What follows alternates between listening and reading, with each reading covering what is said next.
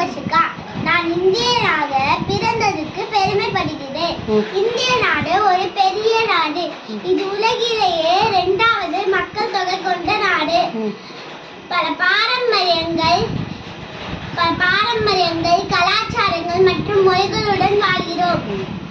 நமது நாடு பல போராட்டங்கள், தியாகங்கள் மூலம் சுதந்திரம் பெற்றது.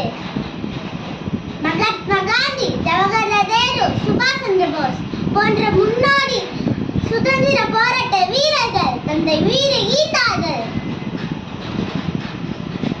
கல்வி, அறிவியல், தொழில்நுட்பம் துறைகளிலும் முன்னேற்றம் அடைந்துள்ளோம்.